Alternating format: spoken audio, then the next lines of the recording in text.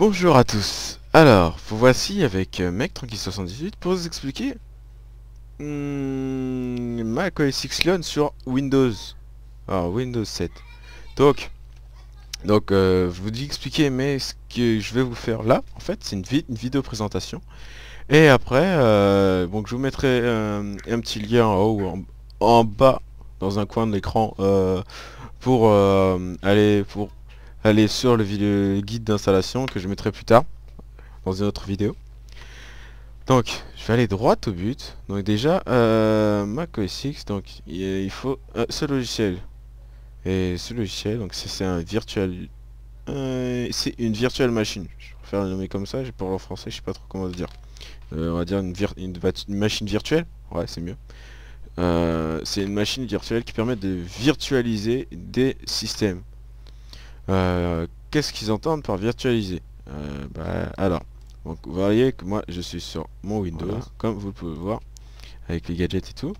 Et en fait, la virtualisation de système, c'est un logiciel, voilà, qui vient de s'ouvrir. C'est un logiciel en fait qui va permettre, en quelque sorte, qui va virtualiser le système, qui va vous permettre d'utiliser un système qui ne correspond pas forcément au système que vous devez utiliser. Donc ça vous permet d'utiliser deux systèmes en même temps, ce qui est très pratique. Donc, moi, je vais le lancer pendant ce temps-là. Donc, voilà. Ouais, bon, il n'y a pas paramétré, donc c'est pas grave. Les paramètres, donc je vous conseillerais ça, je vous expliquerai tout ça dans l'installation. Je vais le lancer. Non, voilà, il faut appliquer. Voilà, donc il va se lancer. Donc, au début, le lancement prend un tout petit peu de temps. Non, bah là, il a décidé d'aller vite. Par moment, il prend un peu de temps. Donc je sais pas trop. Ça dépend de la capacité de votre ordinateur. Franchement, à ceux qui ont un ordinateur vraiment puissant, ils n'auront pas de problème. Ça c'est sûr. Après, à ceux qui ont bon, ceux qui ont un processeur, juste un processeur, enfin un processeur comme un Pentium 4 ou encore plus vieux, faut pas trop compter à installer ça, ou même déjà, normalement Windows 7 il devrait même pas tourner dessus. Je crois pas. Après, ceux qui partent avec une base d'un Pentium D, je dis Pentium D, mais c'est comme ça qu'il se nomme, mais c'est le tout premier dual core. J'ai pas testé, mais je pense que ça marche. Donc pour que ça tourne, il faut un processeur multicore. Donc la base de base c'est un dual core. Après vous avez les quad core. Après il y a aussi les 8 cœurs. Et je crois que je sais pas s'il y a 16. Je crois que le maximum c'est 8 pour l'instant. Je sais pas s'ils sont arrivés jusqu'à 16. Donc déjà 8 c'est énorme. Voilà. Vous voyez qu'il s'installe toujours. Alors qu'est-ce que je racontais? Donc moi je vais vous dire vite fait ma configuration. Donc qu'est-ce que je vais faire? Je vais aller sur Windows. Je vais faire hop, propriété. Je vais vous montrer vite fait ma configuration. Le temps qu'il s'active. J'espère qu'il va pas trop ramer ou prendre son temps. Voilà, il est là. Il veut pas me l'ouvrir, décidément. Je vais mettre ça dans un coin en attendant. Voilà. Vous voyez que Windows, que Microsoft me le note à 5,2, donc qui est déjà pas mal. Donc j'ai un Core i5 660, 3,3 GHz, donc c'est un dual core. J'ai pas la dernière génération.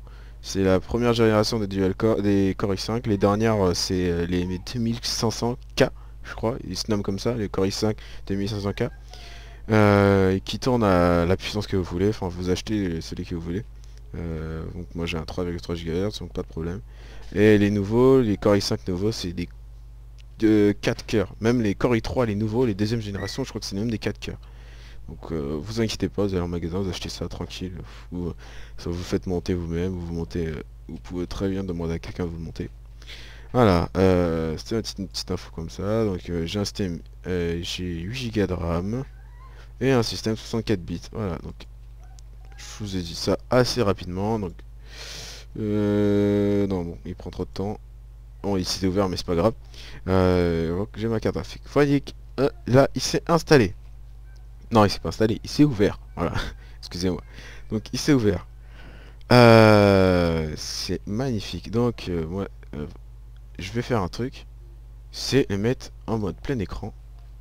Et pour bien profiter, on va changer, je vais juste changer les paramètres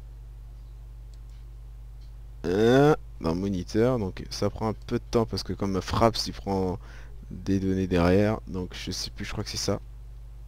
Donc ça je le répéterai la prochaine fois, mais très important, il faut mettre pour l'utiliser en mode plein écran ou même en normal, il faut mettre soit laisser la configuration qui est déjà telle, qui est déjà fait, ou la configuration de votre écran pour utiliser en plein écran. Mais franchement, n'y allez jamais au-delà de la configuration maximale de votre écran. Pourquoi? Vous allez me demander pourquoi? Bah simplement parce que si vous allez plus haut, vous aurez un écran noir. Et comment quitter cet écran noir? J'en ai aucune idée. Alors voilà, donc j'en ai aucune idée franchement. Et j'ai fait ça deux fois, deux ou trois fois, et j'ai dû refaire réactiver deux trois fois.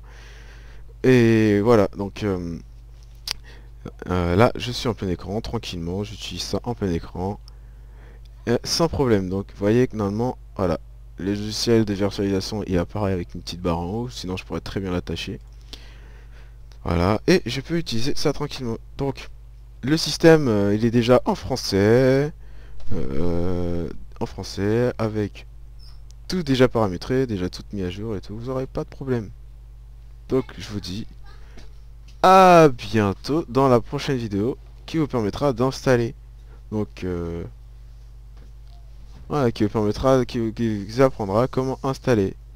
Donc juste avant que comme je vais le fermer, je vais vous montrer comment la vitesse à laquelle il se ferme. Enfin, après ça dépend de votre processeur, votre ordinateur, votre capacité, votre ordinateur, la capacité qu'il a. Donc je vous mettrai une petite donc non, je vais carrément vous le faire ici. Faire une petite comment créer un nouveau dossier, enfin un petit truc texte. Bon, c'est pas grave, je vais pas m'aventurer comme je connais pas tellement. Je veux dire, juste avant de quitter, je vais vous expliquer. Donc, je vais vous montrer la vitesse à laquelle il s'éteint. Voilà, il s'éteint. Hop, hop, hop. Il faut à peu près quelques secondes. Voilà, j'ai pas compté, mais je pense que là, ça fait voilà moins de 29 secondes. Donc, vous me demanderez pourquoi 29 secondes. Bah, les 29 secondes, en fait, c'est parce que Windows 8, il démarre en 29 secondes. Exceptionnel. Franchement, je dis chapeau à Microsoft. En 29 secondes, le système il se démarre. Je ferai une autre vidéo plus tard. Donc d'abord, il faut que quand j'aurai Windows 8 installé et tout préparé, je ferai une autre vidéo. Donc je vais vous répéter le minimum. Donc il faut un dual core minimum. Il vous faut quoi minimum? 2 Go de RAM. Voilà.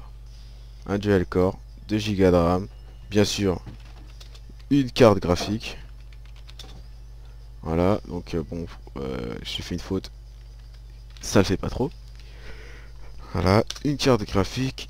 Et après une connexion internet et tout. Donc je vous ferai des petits guides, des petits trucs de temps en temps. Si vous avez des problèmes, je vous mettrai mon Skype en dessous.